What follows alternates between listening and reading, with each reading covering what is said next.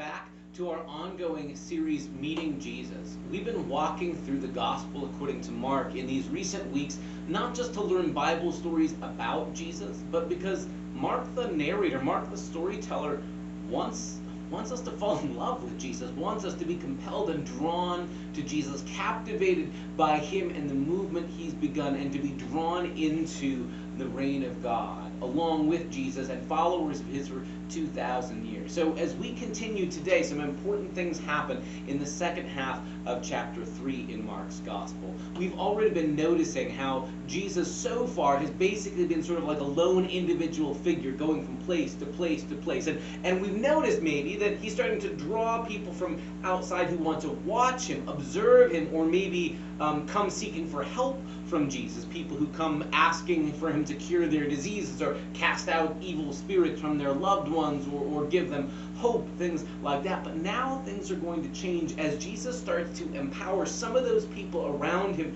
to actually use their hands and their bodies to bring the same message and the same good news, the same power that Jesus is unleashing. We're going to see that in 3 distinct episodes in this week's conversation, all in the second half of chapter 3 of Mark. And we're going to start with actually a scene that goes in verses 13 through 19.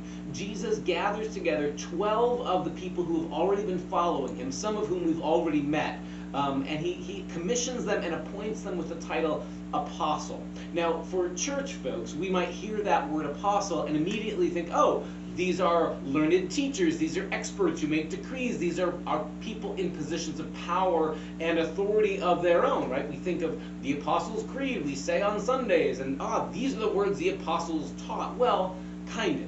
But before this was an official churchy word, the word apostle just means somebody who is sent, like a messenger, like an emissary. If you lived in the ancient world and, before telephones and wireless communication or the internet, you would send a physical human being to bring a message somewhere else. So if I'm a king sending a message to somebody in the next kingdom over, I send an emissary, an ambassador, someone who carries a message. An apostle is simply somebody who's sent. So Jesus' apostles do have authority, but it's Jesus' authority they are bringing. And always, just like Jesus himself, the apostles' authority is always to be used for the people around them, to help bring other people more fully to life, to heal, to cast out evil, to restore life, just like Jesus has used his authority, not to amass power or status or wealth for himself, but always for bringing people to life around him. So Jesus gathers 12 of these whom he names apostles. And like I say, some of the names are familiar ones: Simon, Peter, and James, and John, and Andrew. Some of them are people we don't know a whole lot about. The number, though, of 12 is probably intentional.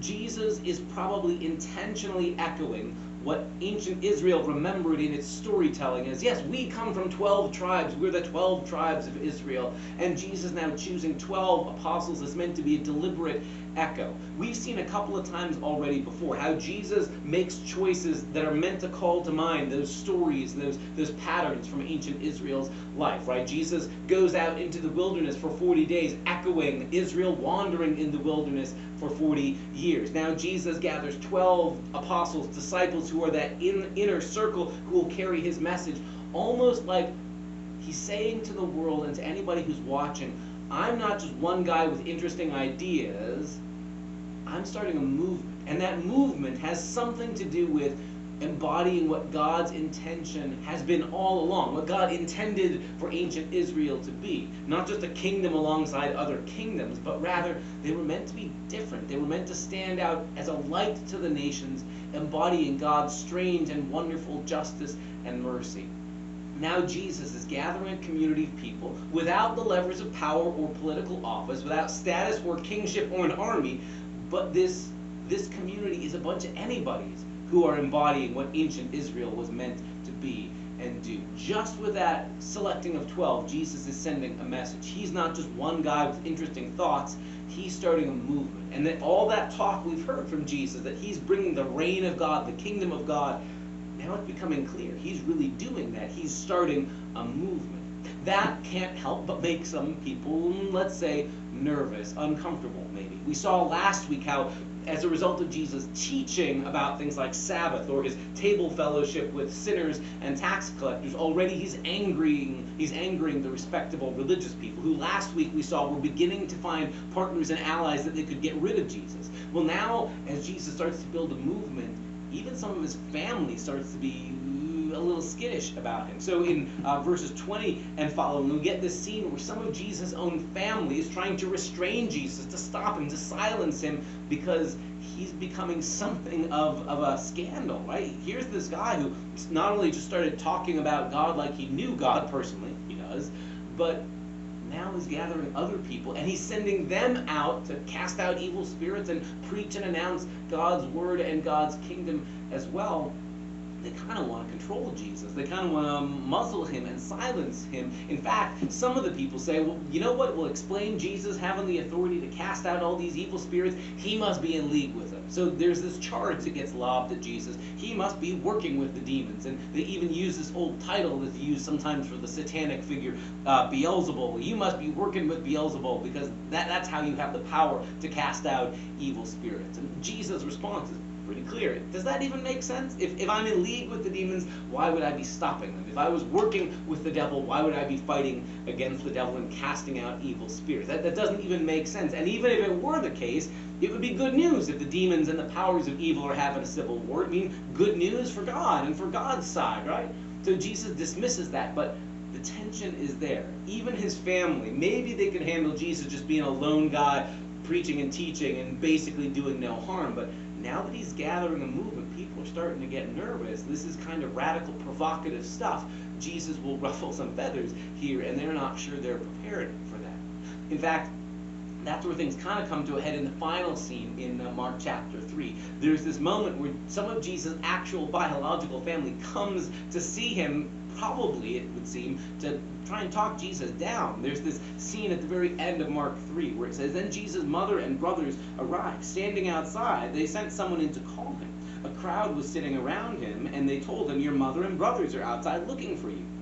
'Who are my mother and brothers?' Jesus asked.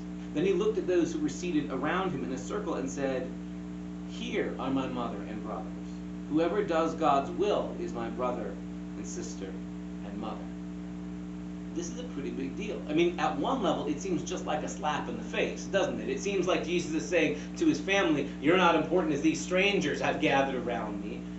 But in another sense, it's about Jesus saying, I'm creating a new kind of community altogether that isn't bound by, isn't defined by biology and DNA. That's a huge deal, right? All of human history, we've been gathering ourselves into communities based on likeness, on shared DNA, right, of what tribe or ethnicity or nationality or language group you belong to. Ancient Israel, in what we call the Old Testament or Hebrew Bible, is basically a family story of the family that descends from Abraham and Isaac and Jacob, and then all their descendants, even when they become a nation, they tell their story as we belong to one common knit family, one blood, one background, and then that becomes a nation, a heritage, a culture. And here Jesus is saying, that's not what defines my kind of community. What defines my kind of community, wherever you've come from, is we are people who are seeking to do the will of God. This is huge. It's a watershed moment. Even though at this moment, all those people around the table with Jesus are probably also Jewish, probably all from the same nationality and ethnicity, but Jesus is already destabilizing, like subverting the idea that his kind of community is just the same bloodline, DNA, background, but instead, Jesus is saying my community can reach and include anybody who's seeking to do the will of God. That's a huge deal too, because when the early church in the post-resurrection time, once Jesus has risen from the dead, the early church starts gathering new followers and bringing people in, and they have to wrestle early on with the question of, are we just bringing in other people who are like us, other, people from Judaism, other people who trace their ancestry through ancient Israel and Isaac and Abraham and Jacob, or is this really for anybody?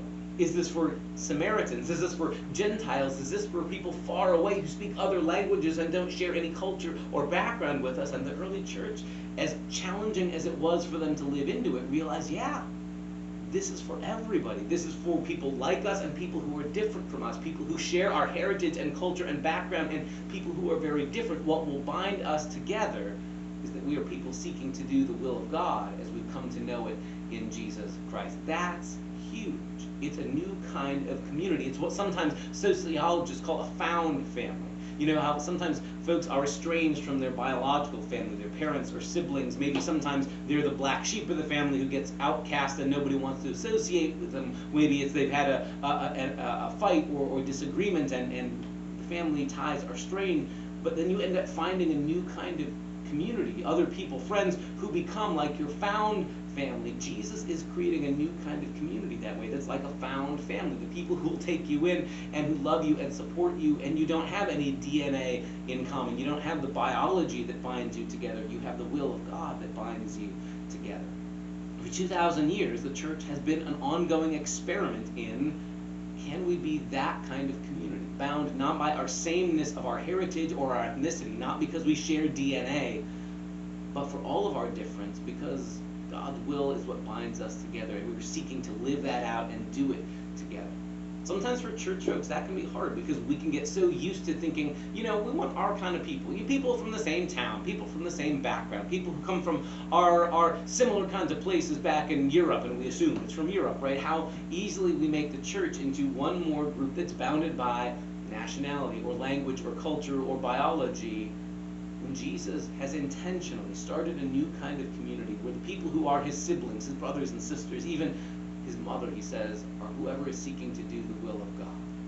Jesus' table, as we've already seen, is scandalously wide and big. We've already seen how Jesus makes a point of including outsiders like those tax collectors and sinners, and Jesus doesn't blush at it at all being at table with them. Now Jesus pushes it further and says it's not just he's letting people come who feel like they want to come. He's intentionally seeking a new kind of community that isn't bound by biology, but anybody who seeks to do the will of God is welcome to be a part of it. Who are the people you might be sent to this week? Who are the people that you might also be, you know, an apostle, a sent person, to tell them that God's love and this thing Jesus is doing is for them too, no matter what their background is, no matter how similar or different they are from you. That's the mission we're entrusted with at the end of chapter 3 of Mark's Gospel. Because again, it's not just we gather to read stories about what Jesus used to do. We find in this story we are empowered to be a part of that work as well. I hope you'll join us for further conversations. Next week, we're going to jump into Mark chapter 4, and as always, you're welcome to join us literally around this big old table at 1 o'clock on Thursdays here at Community of Christ, or you can join us with these video summaries that we're putting online each week too. Either way, we hope you'll join us one way or another as we continue meeting Jesus.